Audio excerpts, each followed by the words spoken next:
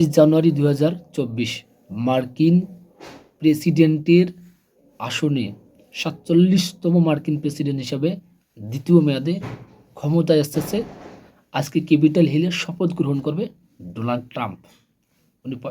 Donald Trump এর আগে ৪৫তম মার্কিন প্রেসিডেন্ট হিসাবে তার দেশ পরিচালনা করছেন এবং ৪৬-এ জো বাইডেনের কাছে হেরে গেছেন এবং ৪৭তমতে এসে ডোনাল্ড ট্রাম্প কমলা হ্যারিসকে পরাজয় করে আবারও মার্কিন নাগরিকদের প্রেসিডেন্ট হিসেবে নির্বাচিত হয়েছেন এই ডোনাল্ড ট্রাম্প। আজকে সকাল 10টায় আমেরিকার রাজধানী ওয়াশিংটন ডিসির ক্যাপিটাল হিলে জাঁকজমক পরিপূর্ণ একটা অনুষ্ঠানের মধ্য দিয়ে কিন্তু এই ডোনাল্ড ট্রাম্পকে শপথ অনুষ্ঠিত হবে। এই সময় দেশ বিদেশ থেকে শুরু করে বরেণ্য রাজনৈতিকবিদ, শিল্প উদ্যোক্তা, প্রযুক্তিবিদ সহ অনেক নামি দামি লাভ কিন্তু সেখানে উপস্থিত থাকবেন এই ক্যাপিটাল হিলে।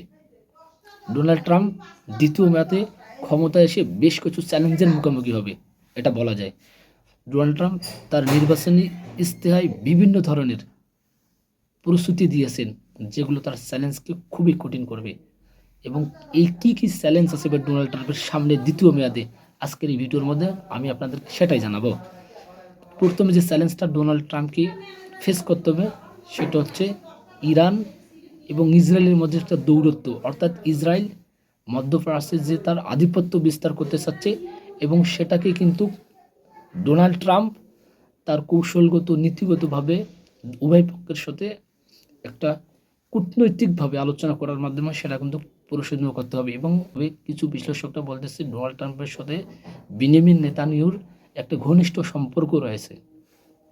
এবং দ্বিতীয় যে বড় চ্যালেঞ্জটা হচ্ছে ইসরায়েল এবং হামাসের মধ্যে একটা যুদ্ধবিরতি কার্যকর করছে জো বাইডেন, এবং দ্বিতীয়বার মেয়াদে ক্ষমতায় এসে ডোনাল্ড ট্রাম্প কিন্তু সেই যুদ্ধ কার্যকরীটা কতদিন স্থায়িত্ব হবে বা এর সময়সীমাটা কতদিন পর্যন্ত মধ্যপ্রাচ্যে শান্তিপূর্ণভাবে গাজা এবং ইসরায়েলরা বসবাস করবে সেটাকে কিন্তু একটা কৌশলগতভাবে রাজনৈতিকভাবে আলাপ আলোচনা করার মাধ্যমে টিকিয়ে রাখা। এবং তৃতীয় যে চ্যালেঞ্জটি, ডোনাল্ড ট্রাম্প তার নির্বাচনী প্রচারণায় বলেছিলেন যে রাশিয়া এবং ইউক্রেনের যুদ্ধ তা বন্ধ করে যে কোনো মূল্যেই তিনি রাশিয়া এবং ইউক্রেনের যে যুদ্ধ আছে সেটা বন্ধ করবেন। বিনিময়ে তিনি ইউক্রেনের কিছু অংশ জমি রাশিয়াকে দিয়ে হলেও সেই যুদ্ধটা বন্ধ করবেন। তবে প্রশ্ন হচ্ছে এখানে যে জেলেনস্কি প্রশাসন কি ইউক্রেনের কিছু জমি তাকে রাশিয়াকে দিয়ে সেই যুদ্ধ বন্ধ করবে? এবং এই পরিস্থিতিতে ডোনাল্ড ট্রাম্প দুই পক্ষের সাথে একটা কূটনৈতিক এবং রাজনৈতিকভাবে আলাপ আলোচনা করার মাধ্যমে কিন্তু এই জিনিসটা করতে হবে। তৃতীয় চতুর্থ যে বড় চ্যালেঞ্জটা হচ্ছে চীন এবং তাইওয়ান এবং টিকটক প্ল্যাটফর্মের যে বিতর্কিত আলোচনা, সেই আলোচনার একটা বড় চ্যালেঞ্জ।